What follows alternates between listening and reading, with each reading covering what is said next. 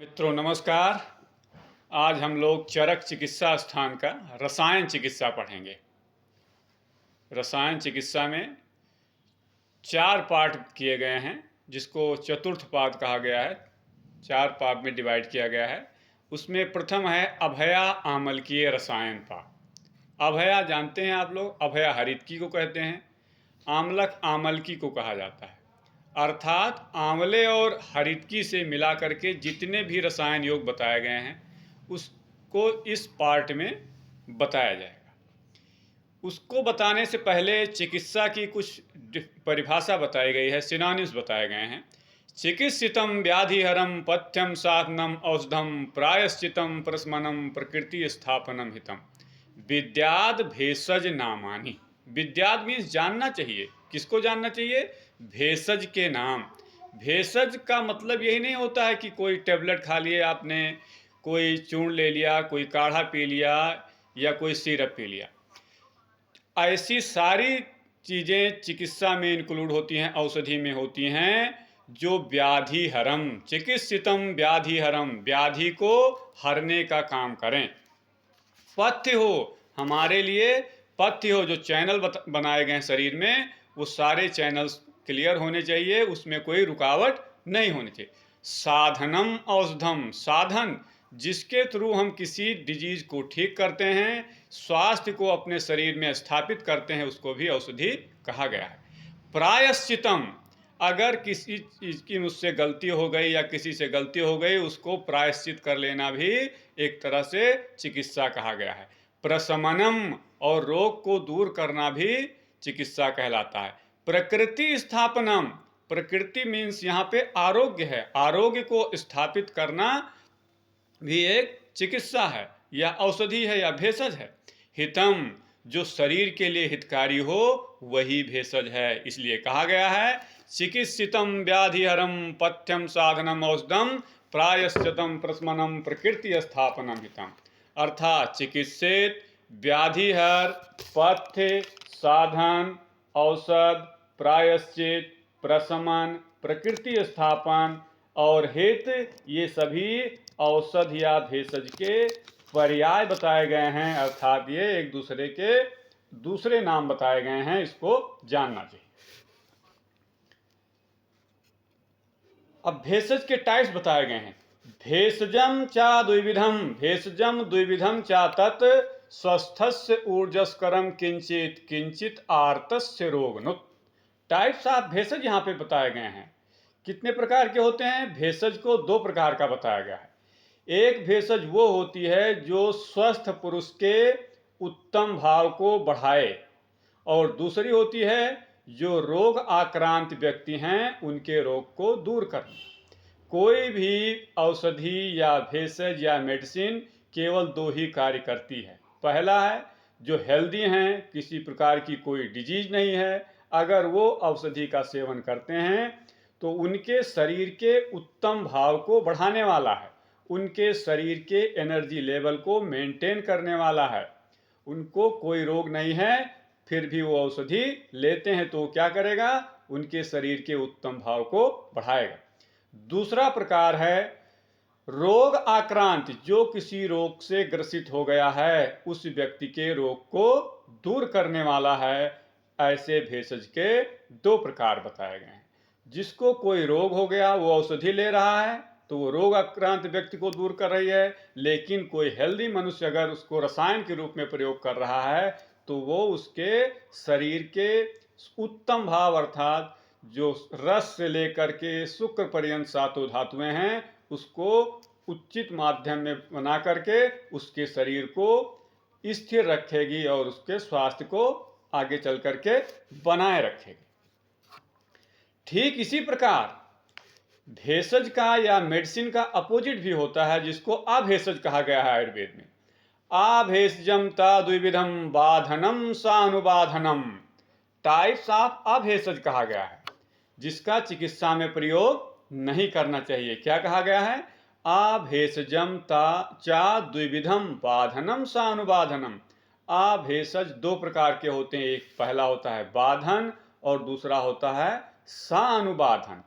बाधन का मतलब होता है जो तुरंत कष्ट उत्पन्न करे या फिर अल्प उपद्रव शरीर में उत्पन्न करे, उसको हम बाधन कहते हैं। मान लीजिए कोई ऐसी चीजें आप सेवन कर लिए जो आपके शरीर को कष्ट दे रही है, लेकिन वो कष्ट तत्काल है, कुछ समय के बाद ठीक हो जाएगा, और लेकिन वो शरीर में कम उपद्रव करती है, तो हम उसको बाधन कहेंगे। इसको मॉडर्न मेडिसिन में हम एक्यूट डिजीज से कोरिलेट कर सकते हैं। लेकिन दूसरा है अनुबाधन, जिसको हम मॉडर्न में कोरिलेट करते हैं क्रोनिक डिजीज से।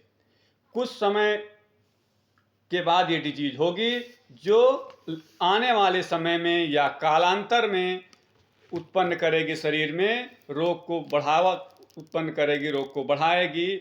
उसको बाधन कहते हैं, सानुबाधन कहते हैं। बाधन और सानुबाधन।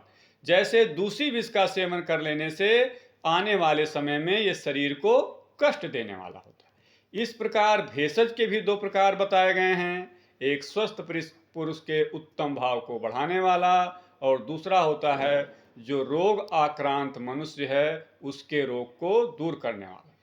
ठीक इसी प्रकार आभेषज जो है वो दो प्रकार का होता है, एक बाधन होता है, एक सानुबाधन होता है।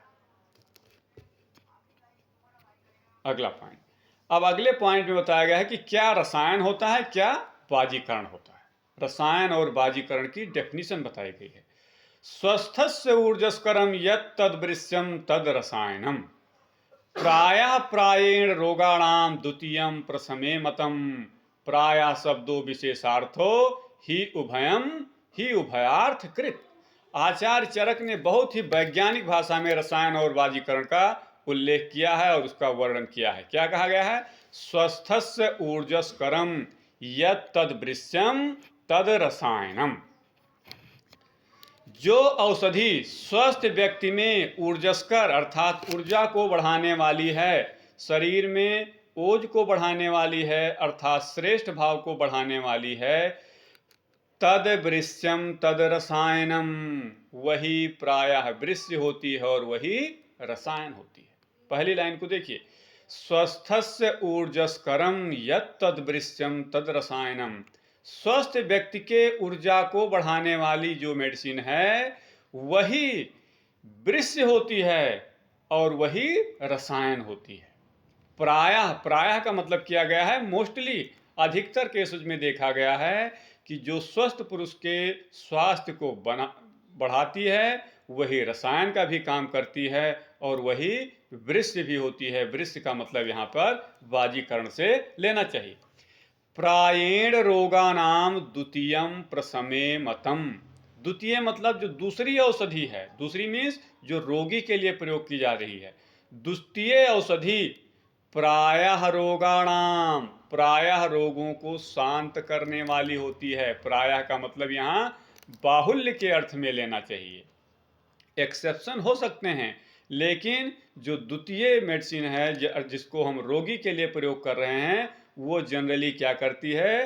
रोगों को प्रशमन करने का काम करती है, रोग को ठीक करने का काम करती है। अब आचार्य चरक उसको क्लियर कर रहे हैं अंतिम लाइन में। क्या कर रहे हैं? प्रायः शब्दो विशेषार्थो ही उभयम उभयार्थ कृत।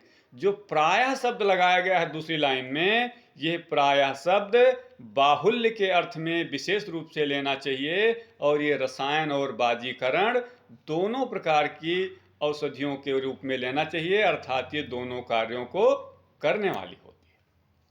इसलिए कहा गया है स्वस्थस्य ऊर्जस्करम यत् तद्वृश्यम तद रसायनम प्रायः प्रायेण रोगाणाम द्वितीयम प्रसमे मतम प्रायः शब्दों विशेषार्थो ही उभयम ही उभयार्थ कृत।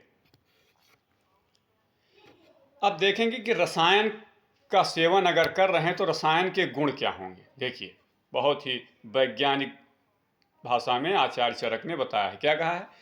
दीर्घम आयु स्मृतिम मेधाम आरोग्यम तरुणम वयः प्रभावर्ण स्वराउदार्यम देहेन्द्रिय बलम परम वाक् सिद्धि प्रणति कांति लभते न रसायनात् लाभोपाय ही सस्तानाम रसादीनाम रसायन।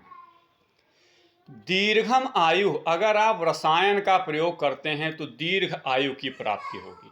दीर्घ आयु का मतलब है जो युग के अनुसार, कलयुग में 100 ईयर की आयु बताई गई, इसमें मैक्सिमम आयु रसायन के सेवन से प्राप्त की जा सकती है। स्मृति, मेमोरी, मेधा मीन्स धारण शक्ति, आरोग्य की प्राप्ति होगी।